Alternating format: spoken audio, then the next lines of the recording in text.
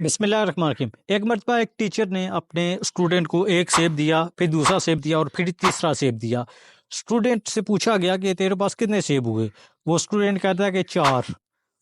اب اس ٹیچر نے سوچا کہ سیب تو 3 دیے ہیں، یہ 4 کہہ رہے ہیں۔ اس ٹیچر نے اپنے اسٹوڈنٹ کو 3 سیب اور دیے، ایک دیا، پھر دوسرا دیا، پھر تیسرا دیا، اور اب پوچھا کہ اب کتنے سیب ہوئے؟ وہ اسٹوڈنٹ دوبارہ سے کہتا ہے کہ 4 سیب ہوئے۔ ٹیچر نے سوچا کہ اس کا دماغی توازن خراب ہو چکا ہے۔ اس نے پھر یہی چیز دہرائی تو اس کا جواب سیم تھا کہ سیب 4 ہوئے، حالانکہ ٹیچر نے تو 3 دیے تھے۔ اب ٹیچر نے اس کا ٹیسٹ کرنے کے لیے اسے ایک مالٹا دیا، پھر دوسرا مالٹا دیا اور پھر تیسرا مالٹا دیا، اور اب پوچھا کہ کتنے مالٹے ہوئے؟ تو اسٹوڈنٹ نے کہا کہ 3۔ اب اس اسٹوڈنٹ کا جواب صحیح تھا۔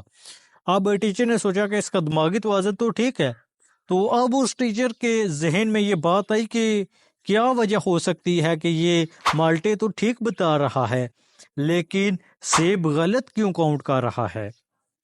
جب ٹیچر نے اسے وجہ پوچھی تو اس اسٹوڈنٹ نے کہا کہ ٹیچر، میرے پاس بیگ میں ایک سیب پہلے سے موجود ہے، اس لیے سیب 4 کہہ رہا ہوں۔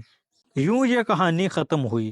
پیارے دوستو، اس کہانی کا مقصد یہ ہے کہ کبھی کبھار ہم دوسرے کو سمجھ رہے ہوتے ہیں کہ وہ غلط ہے، حقیقت میں وہ بھی اپنی جگہ صحیح ہوتا ہے، ہم بھی صحیح ہوتے ہیں، لیکن وجہ یہ ہوتی ہے کہ اس وجہ پر غور کیا جائے کہ کس وجہ سے یہ ہمیں ایسا جواب دے رہا ہے۔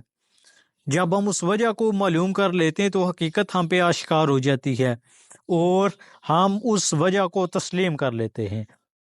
جو ہماری بہت سارے رشتے، دوست اور حالات وغیرہ جو بگڑتے ہیں وہ بگڑنے سے بچ سکتے ہیں۔